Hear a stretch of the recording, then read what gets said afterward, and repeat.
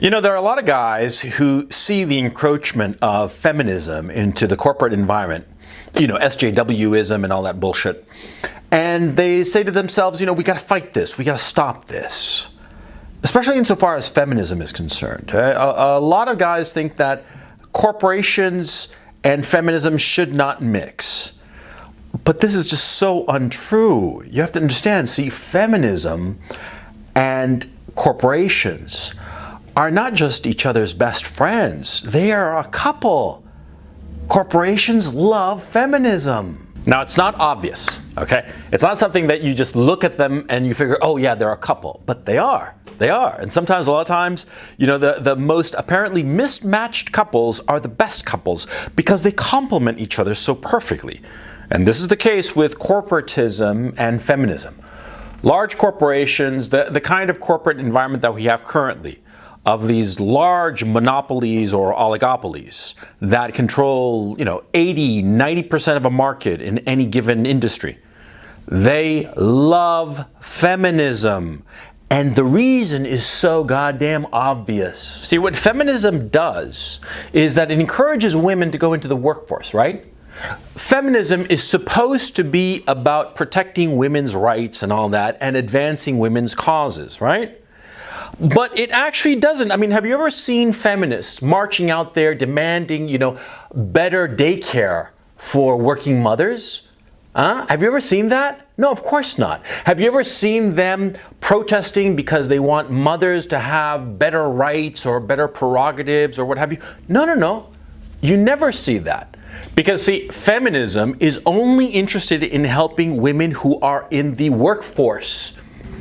Women who are employees of corporations. Yeah, of course.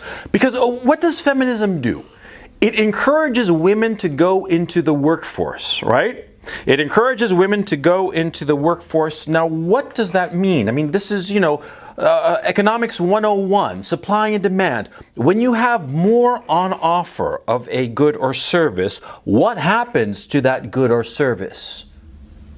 It goes down in price. Yes! See, when feminism hit the scene, specifically second wave feminism, that started really with Betty Friedan in, when was it that she published The Feminine Mystique? 1963, is it? Right. When Betty Friedan kicked off second wave feminism, which encouraged women to go into the workforce and demand equal pay for equal work. That was a big point of her efforts, right? What happened? Well, women flooded the workforce during the 60s and 70s and 80s, and up until today, of course. And since there were all these women doing these different jobs, there were more people willing to be lawyers or accountants or this, that, the other. And so the price of those professions went down. Yeah, because before, there had only been, say, 100 lawyers. Now there were 200 lawyers. And so the price naturally went down. And how can we prove this? How can I show you quite casually and definitively that what I'm saying is true? Look at those jobs that are dominated by men because women don't want to work in them. Say plumbers, say oil rig workers, yeah, say fishermen. Yeah, those fishermen in Alaska and what have you, those are tough jobs. It's not only that you have to be physically strong, you have to be mentally strong. It's grungy, it's hard work. Yeah, you have different machineries that you operate that make it so that you don't actually need to be physically that strong to do the work. But it's not the kind of work that attracts women in general. Now, is it? No, it isn't. And so because of it, very few women, if any women at all, gravitate to those blue-collar professions. And so the price of those workers, of those laborers, of those blue-collar laborers, the plumber, the electrician, the oil rig worker, what have you, they are incredibly high when compared to lawyers. Because see, back in the day, back in the 1950s and earlier, the 40s, 30s, 20s, and so on, being a lawyer was very lucrative. There were male lawyers. But there were a whole host of plumbers and electricians and blue-collar workers. And so the lawyers, well, they got paid more. But with all of these women that have flooded the market, the labor market, the price went down. But not the cost of labor of plumbers, not the cost of labor of oil rig workers and what have you. And so you've got the situation we've got, right? Now, you could argue, you could say that corporations were probably against feminism because feminism wanted higher pay for women. Now, this is accurate, of course. Initially, especially in the 1960s, women who were in the same jobs as men wanted the same amount of pay. Now, corporations fought this tooth and nail for a while. But see, it's not just that the corporations and their trade associations fought this tooth and nail. No, what happened was that they started to realize that feminism brought in more women into the workforce. And so what did corporations do? They started to subsidize feminist organizations. They started to help feminist organizations. Yes, of course, because the more effective feminism was, the more women entered the workforce. And as more women entered the workforce, especially in brain power jobs, right? Jobs with high value added, right? The price of those jobs would go down. And so that's what corporations did. They encouraged feminism, and that's why corporations, individual corporations, and also trade associations have, since at least 1968, 50 years, they've been subsidizing different feminist organizations because it helps them. It's the same reason that corporations and various trade associations in, say, Silicon Valley, they all got together and they all lobby like maniacs in Washington to open the floodgates of immigration and bring in more workers from India, from China, especially H-1B visas, which are the visas for brain power jobs like software engineers and what have you. See, because these companies, they want to bring in more software engineers to drive down the price. Yeah, that's what they're doing.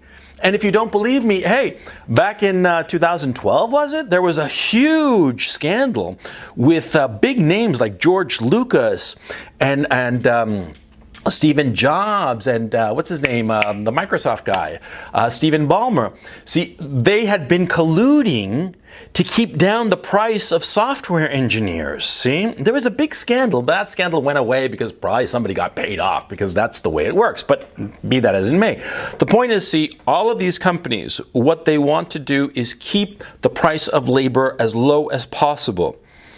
And so that's why in Silicon Valley, they lobby for more immigrants from India and China to come to the United States, especially software engineers. That's why all of these companies and their trade associations spend so much money on STEM programs for women.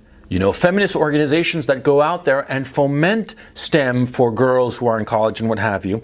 It's so that more women go into that workforce and therefore drive down the price of labor. But of course, this association between corporations and feminism, of course, has had an effect on feminism.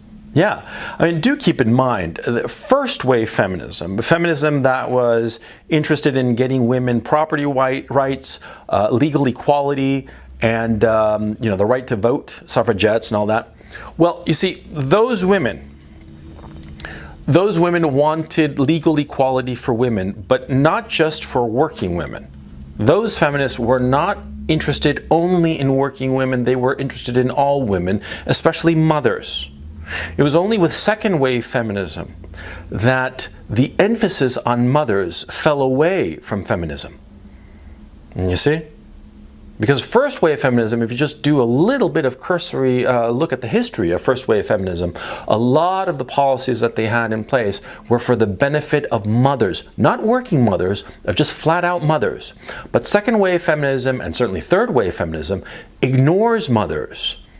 Because they have trimmed their ideological sails in order to conform with the demands of corporations, with the demands of the corporate sponsors of so many of these feminist organizations. Why do you think abortion is such a big deal to feminists?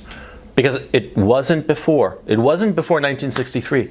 Abortion was an issue. Yes, it was. It existed as an issue, but it was relatively trivial. It was relatively unimportant in the scheme of things. It only became important because, you see, childbearing gets in the way of a woman being a good worker. Of course. Because, see, when is a woman most effective as a worker? When she's young, when she's in her 20s and 30s. And when is it most likely and most healthy for a woman to have children? When she's young, in her 20s and 30s. And so as women went into the workforce, corporations paid for feminist organizations to encourage women to go into the workforce. What do you think that these feminist organizations would start to do?